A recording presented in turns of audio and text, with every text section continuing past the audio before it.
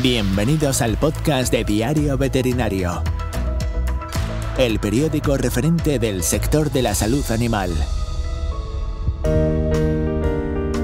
El cambio climático será potencialmente la mayor amenaza para la salud mundial de este siglo y afectará directamente al sector veterinario.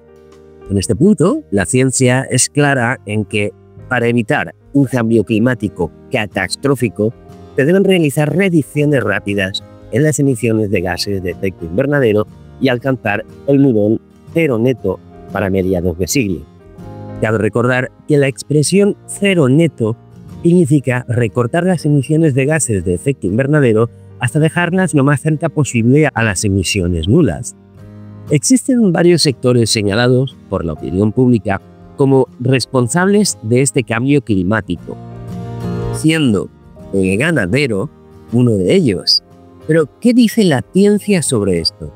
¿Qué impacto real tiene la ganadería en las emisiones de gases? Para poner luz en todo ello, hoy tenemos en el podcast de Diario Veterinario a Juan Pascual, licenciado en veterinaria por la Universidad de Zaragoza y Executive MBA por el Instituto de Empresa. Juan inició su carrera haciendo clínica de grandes animales para pasar más tarde a trabajar en el sector de la sanidad animal, en el que ha desarrollado la mayor parte de su vida profesional. Además, recientemente publicó el libro Razones para ser omnívoro, por tu salud y la del planeta. Gracias de nuevo por atendernos, Juan. Un gusto. ¿Quién es Juan Pascual para aquel que no te conozca?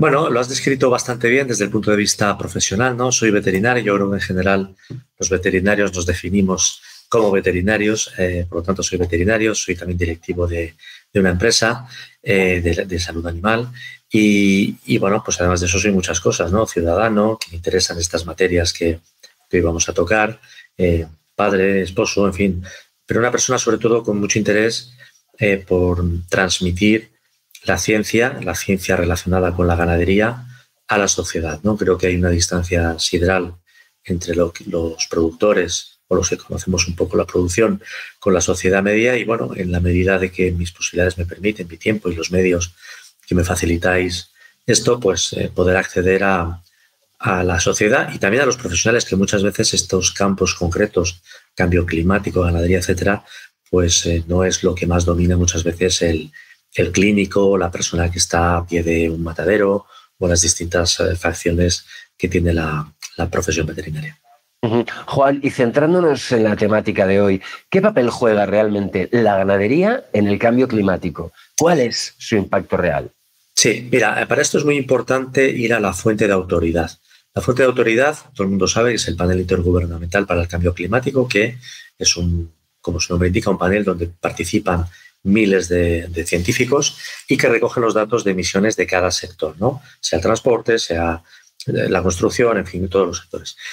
Para la cuestión ganadera, en principio, quien genera esos datos es la FAO y la FAO se los da al Panel Intergubernamental para el Cambio Climático. Y lo que dicen los datos del panel y de la FAO es que las emisiones totales del ganado en todo el mundo son del 12%. 12% del total de las emisiones son de los animales. Aquí están las emisiones directas e indirectas, lo que sale del animal y lo que sale del camión que lleva la leche al supermercado. Están todas. Digo porque en el transporte, por ejemplo, solo están medidas las directas, no las indirectas. Entonces, a veces, al comparar entre sectores, hay que tener cuidado con esto. Entonces, ¿son importantes? Bueno, sí, hay que intentar minimizarlas. También es verdad que los países más desarrollados, Europa, Estados Unidos, las emisiones vienen a ser en Europa concretamente en torno al 7% del total. Y los países que son menos productivos o tienen menos tecnología emiten mucho más por kilo de carne o de leche o de huevos producido. Pero bueno, por dar una cifra, el 12% del total. Y digamos, al contrario, ¿qué impacto tendría el cambio climático en la ganadería? Es decir, ¿cómo afecta a los animales? Y también háblame del caso de España, si están detectando en España nuevas situaciones que no se tengan controladas en los últimos años. Sí, yo respondería a la pregunta desde dos ángulos. Por una parte, es cierto que hay ciertas enfermedades que están, conforme la temperatura aumenta, pues hay una serie de vectores que aparecen, que no estaban o que se pueden multiplicar con más facilidad, ¿no? Lo hemos visto en casos como la enfermedad hemorrágica recientemente, que llegó a España y que se transmite por vectores, lengua azul. Enfermedades que hasta ahora no estaban presentes en el norte de Europa comienzan a estarlo, y sobre todo porque son mosquitos, garrapatas, vectores que van yendo más hacia el norte conforme la temperatura se lo permite. Ese es un impacto objetivo de patología. Hay otro impacto que quizás es más social y es, bueno, lo decías tú al principio, ¿no? Se acusa a la ganadería de ser uno de los drivers del cambio climático y, hombre, el impacto, pues, no, evidentemente no es cero, es un 12%, pero es mucho menor que el de los combustibles fósiles, ¿no? Que estamos hablando, en este caso, del 80%. Entonces, ese impacto también existe porque eso no es que haya una reducción de consumo de productos de origen animal, pero sí hay una estigmatización del sector. Y eso pues hace que menos gente quiera trabajar en él, hace que se tenga una percepción social errada y negativa de un sector que es noble y que aporta muchísimo a la sociedad. Digamos que estamos viendo año tras año nuevos proyectos que tienen el objetivo de que la ganadería vaya reduciendo la emisión de gases. Desde su experiencia y formación, ¿cómo se podría adaptar la ganadería a esas nuevas sensibilidades u objetivos respecto al cambio climático, sostenibilidad y también bienestar animal? Sí, la ganadería está haciendo un esfuerzo enorme, lo ha hecho ya. Es frecuente ver hoy día, por ejemplo, techos de naves donde se crían pollos o cerdos cubiertas con paneles solares. Muchas granjas están ya utilizando energías renovables, energías limpias para minimizar y todas las, de hecho hay incluso empresas del sector que a sus directivos les pagan sus bonos en función de objetivos de reducción de huella de carbono, reducción de huella hídrica. Es decir, esto el sector lo está tomando muy en serio y, de hecho, hablo de memoria, pero si no recuerdo mal, en el sector porcino en concreto, desde el 2007 al 2019 se han reducido las emisiones en torno al 45%. No solamente en lo que son emisiones de gases de efecto invernadero. Me comentabas el tema de bienestar animal, la cantidad de inversiones que se están haciendo siguiendo la legislación también, ¿no? La legislación europea es la más estricta en cuanto a bienestar animal y las inversiones que se están haciendo, el cambio es brutal. Yo recuerdo cuando era un joven veterinario que iba a vacunar en aquel tiempo, estoy hablando del final de los años 90, iba a vacunar a cochiqueras que estaban en los sótanos de las casas, ¿no? Y había reproductoras que estaban pues literalmente con excrementos hasta el cuello. Había una cerda en un garaje un sótano sin luz, sin ventanas. Hoy eso estaría prohibido, pero es que además sería totalmente contrario a cualquier norma de bienestar, ¿no? A veces se tiene ese romanticismo del pasado y no, se están haciendo las cosas mucho mejor hoy de lo que se hacían en el pasado. Por lo tanto, por eso es importante este tipo de entrevistas, ¿no? Poder transmitir este tipo de avances. Y de hecho vamos a aprovechar que has escrito últimamente el libro Razones para ser omnívoro por tu salud y la del planeta, para preguntarte algo que mucha gente se plantea habitualmente, independientemente de su relación con el sector veterinario. Y es que muchas personas abogan por las dietas vegetales para dejar de consumir carne o incluso suprimir la ganadería intensiva. Y después de haberte documentado y escrito sobre ello, ¿qué opinión tienes de esto? Bueno, creo que en general son gente bien intencionada, pero muy mal informada. Se ignora que la ganadería en todo el mundo, y también tanto la intensiva como la extensiva, son una fuente enorme de reciclaje. Es decir, por cada kilo de materia vegetal que nosotros nos podemos comer, generamos entre 4 y 5 kilos que no nos podemos comer. De la planta del trigo nos comemos los granos, hacemos harina con ello, pero el resto de la planta no nos la podemos comer. El maíz igual, nos comemos las palomitas, pero el resto de los tallos, las raíces, las hojas, eso no nos lo podemos comer. Bueno, eso es lo que se come el ganado. Según la FAO, el 86% de lo que el ganado consume en el mundo son bien pastos en zonas donde no se puede cultivar o son bien restos vegetales que tampoco nos podemos comer. Y me gustaría ilustrarlo con un ejemplo. En España se producen 40 millones de hectolitros de cerveza. Por cada hectolitro, más o menos, se necesitan 20 kilos de cebada. Una vez la cebada se ha germinado y se ha malteado y ha dado el sabor, ¿no?, a la bebida, ya no tiene ningún uso. Si hacemos la cuenta, los 40 millones de hectolitros, 20 kilos de cebada, esos son 800 millones de toneladas de cebada que se producen en España solo para hacer cerveza. Una vez se ha hecho el producto, esa cebada no nos la podemos comer, no tiene ningún aprovechamiento. Entonces, con ella podemos hacer dos cosas: tirarla a un vertedero o dársela de comer al ganado. Esa cifra que suena un poco raro, 800 millones de toneladas, si eso lo metemos en camiones, nos sale una fila de camiones de Lérida a Madrid. Entonces, esa fila de camiones o la tiramos con emisiones, con contaminación de capas freáticas, con impacto paisajístico, o se lo damos a las vacas. Y es exactamente lo que se hace, se les da a las vacas y a los cerdos. Entonces, el ganado recicla un montón de cosas.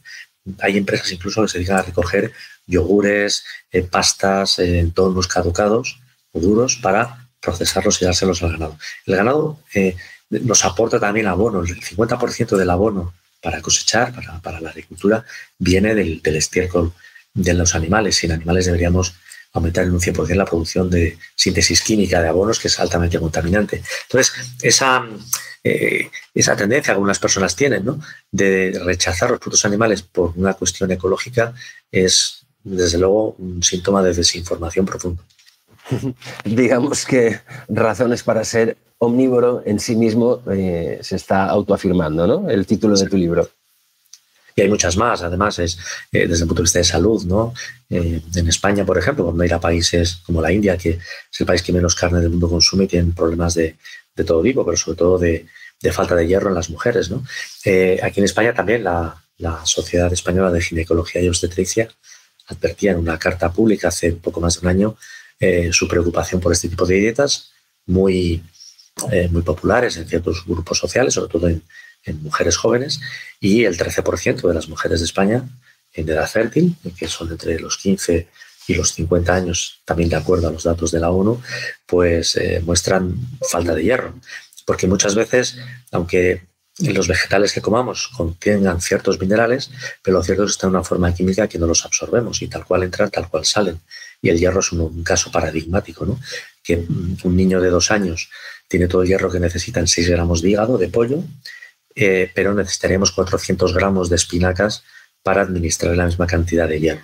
Entonces, los que tengan niños saben que se va a comer antes un niño, 6 gramos de pollo o 400 gramos de espinacas, ¿no? Entonces, bueno, hay muchos ejemplos como este, pongo solo uno, pero desde el punto de vista de la salud, desde el punto de vista del planeta, y luego hay otros derivadas morales, etcétera, o de muerte animal, pues también podríamos entrar, donde ser omnívoro tiene muchos más beneficios sociales y ecológicos y de salud, por supuesto, que dietas puramente vegetales.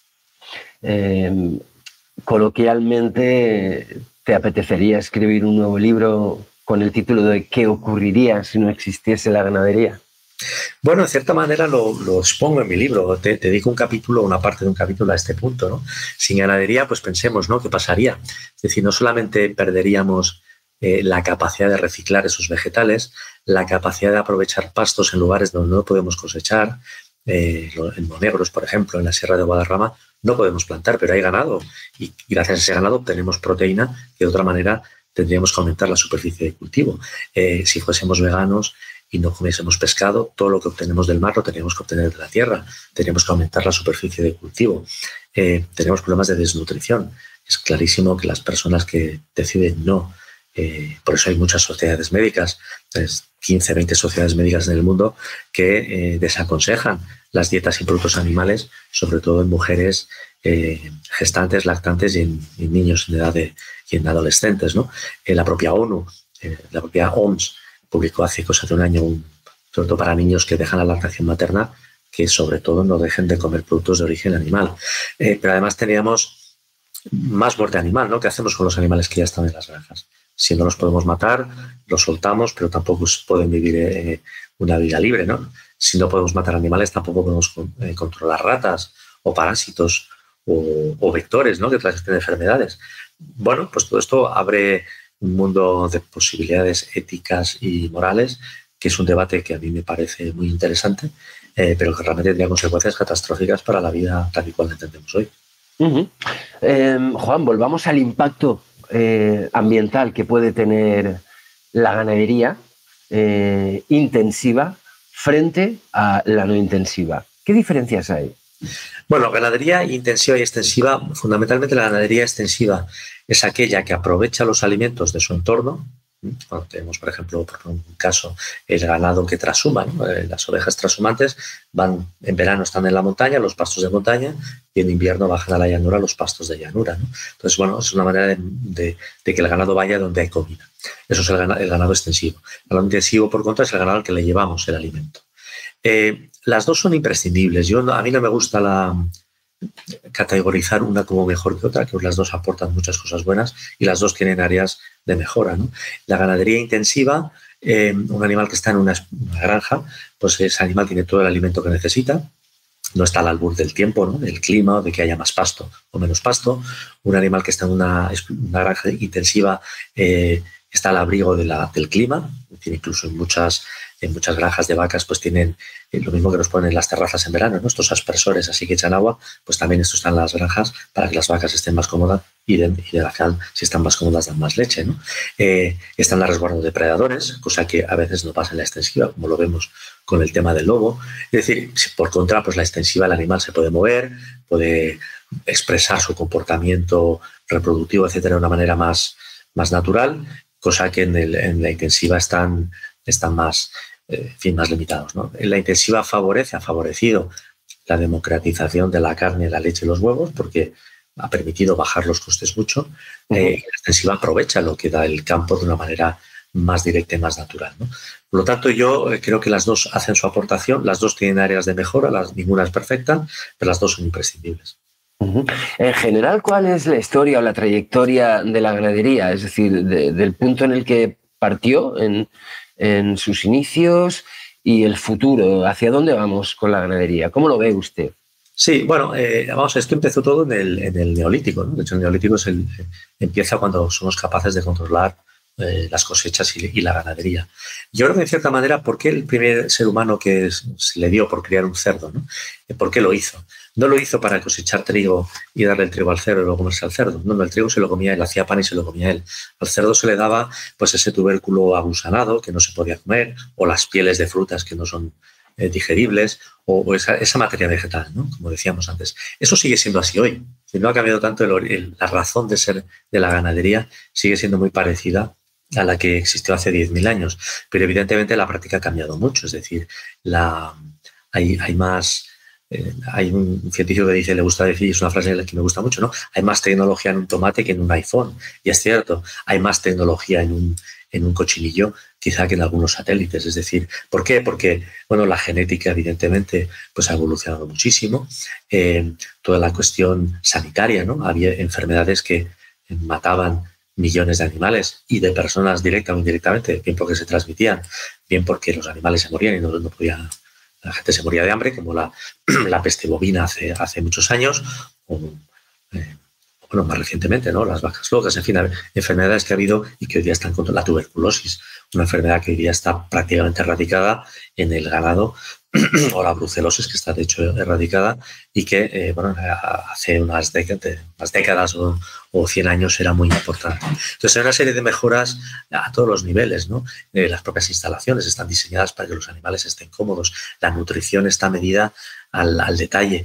El otro día he pasado una foto de una granja porcina donde se mide el nivel de gases en cuanto suben un poco para que aquí los animales estén cómodos, donde hay cámaras para medir el movimiento de los animales y con eso pues prever si pueden estar mejor, peor o alguna enfermedad se está desarrollando.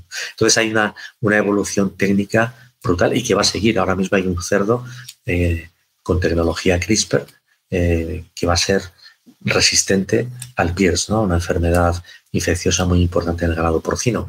Bueno, pues todo eso llega y seguirá llegando porque cuanto mejor produzcamos, necesitaremos menos para producir y eso también va a revertir en menos emisiones y menos impacto medioambiental. Hablando de impacto medioambiental, un dato yo creo que relevante es que el CO2 expulsado por los tubos de escape de nuestros vehículos permanecen en el aire de miles de años y sin embargo el metano expulsado por ejemplo, una vaca se destruye en una década, en 10 años. Sin embargo, parece que hay una corriente feroz, ¿no?, contra la industria ganadera y, sin embargo, con los automóviles no tanta. ¿A qué atribuyes esta, digamos, dicotomía? ¿Problema de comunicación, quizá?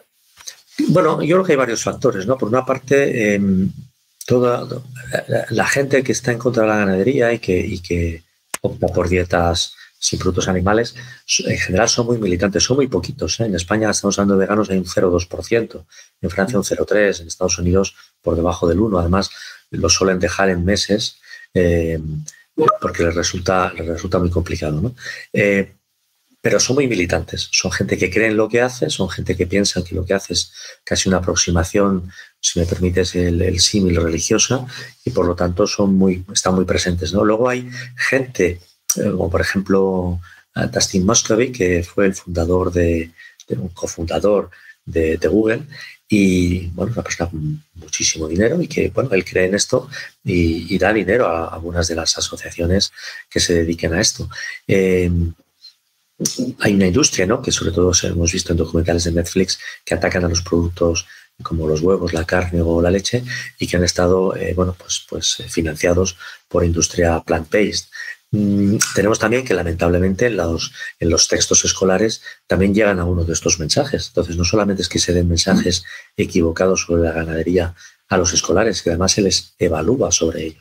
Entonces, bueno, hay una corriente que parece que a ciertas capas sociales les resulta cool, les resulta, digamos, hacerse el interesante, decir que son muy plant-based, etc. Bueno, vuelvo a la estigmatización del sector, ¿no?, que mencionaba antes. Hay algo de eso y por eso es tan importante este tipo de entrevistas o de fuentes que pueden dar otra versión. Vale, pues dejemos claro de la manera más concreta, más nítida y objetiva posible, si puedes sintetizarlo mucho, ¿qué papel tiene la ganadería en el cambio climático en Europa y concretamente en España? Sí, en Europa y en España el impacto del cambio climático es muy, muy menor. Estamos hablando de un rango de emisiones de en torno al 7-8%, 7% en Europa, hablo de memoria, pero 7% en Europa, el 8% en España, un poquito más alto. Son emisiones además que están bajando en los últimos años de manera importante y son emisiones directas e indirectas, ¿no? Y emisiones que vamos a continuar bajándolas, pero bueno, vivir es emitir. Además hay que tener aquí en cuenta un factor también en cómo se miden las emisiones. Imaginemos tenemos una hectárea, ¿no?, en la cual hay cinco vacas y esas vacas emiten, por dar un dato, no es así, pero puramente teórico, 1 tonelada de CO2 por día. Imaginémonos que esas mismas vacas yo me las vendo, son mías y yo las vendo. Y en esa hectárea, en vez de haber vacas, pues hay ciervos que de manera natural vienen a ocupar el espacio de las vacas. Esos ciervos van a emitir exactamente el mismo metano, pero no va a ser contabilizado por el panel intergubernamental para el cambio climático ni por el inventario de gases de efecto invernadero del ministerio, porque las vacas se consideran que es una emisión antropogénica, es decir, que es una industria, por llamarlo de alguna manera, que pone el hombre. Sin embargo, los ciervos son naturales. Las emisiones son idénticas, pero se evalúan de manera muy distinta.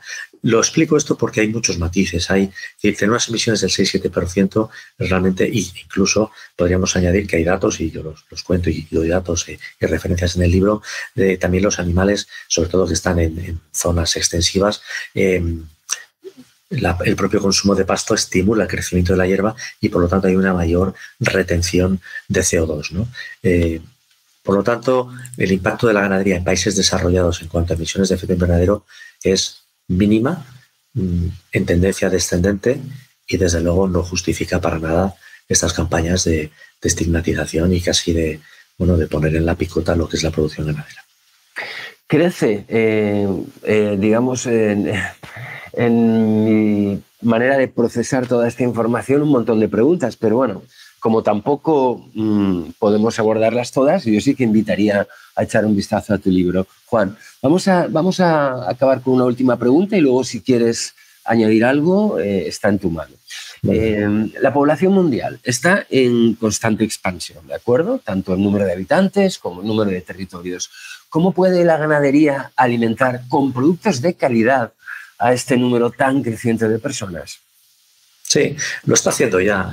Aquí lo más importante, y lo dice la propia FAO, ¿no?, para bajar emisiones en el futuro, llegar a ese objetivo cero para mitad del siglo y para dar de comer a toda la población, ¿no?, es la eficacia productiva. Es decir, al final, y la eficacia productiva se consigue eliminando enfermedades. Tengamos en cuenta una cosa: lo que produce una vaca europea necesitamos 20 vacas en la India o 7 vacas en México.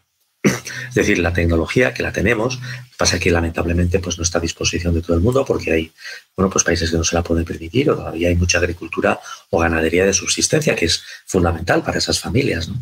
No podemos estigmatizar tampoco ciertas producciones que son necesarias. Pero es cierto que la productividad, aumentar la productividad, hacer que una vaca produzca 40 litros de leche o 35 por día y no 2, como es el caso en algunos países, pues eso es fundamental porque lo que le tenemos que dar de más a esa vaca para que produzca más es mucho menos que lo que requerirían muchas más vacas para dar esa misma producción, ¿no? Entonces esto para mí es fundamental y en eso la profesión veterinaria tiene un rol clave y de primer orden. Entonces esa sería la primera, eliminar enfermedades, como decíamos antes, elegir que no se pierda nada, ¿no? Es decir, en realidad no se pierde nada, ¿no? Porque en realidad todos los restos de matadero que no llegan al mercado se utilizan en otros para, pues, como alimento para peces o alimentos en pet food, etcétera. Pero es muy importante el aprovechamiento, el evitar el desperdicio y el producir mejor. Pues ha resultado muy, muy clarificador, Juan. Juan Pascual, por último, no sé, ¿te gustaría añadir algo para finalizar? Sí, me gustaría añadir que esto no es tarea de nadie nos va a hacer la tarea. Yo creo que las personas que conocemos la ganadería, que conocemos el sector, es importante que cada uno de nosotros nos formemos para transmitir esta información, ¿no? O sea, esta información o esta conversación sale pues en familia, cuando estamos delante de un plato de comida y pues una persona decide no comérselo porque opta por otro tipo, por no comer productos animales o se critica así porque se ven los titulares, ¿no? Pues ¿qué estáis haciendo en la ganadería? Expliquémoslo. Tenemos muchas historias positivas, muchas más positivas que negativas y yo creo que tenemos que estar orgullosos de ello y saber explicarlo. Tomarnos el tiempo, conciencia y con mucha paciencia. Pues Juan Pascual, licenciado en veterinaria por la Universidad de Zaragoza y Executive MBA por el Instituto de Empresa, además autor del libro Razones para ser omnívoro, por tu salud y la del planeta. Muchísimas gracias por atender a Diario Veterinario. Muchísimas gracias a vosotros, cuando queráis. Hasta siempre. Hasta siempre.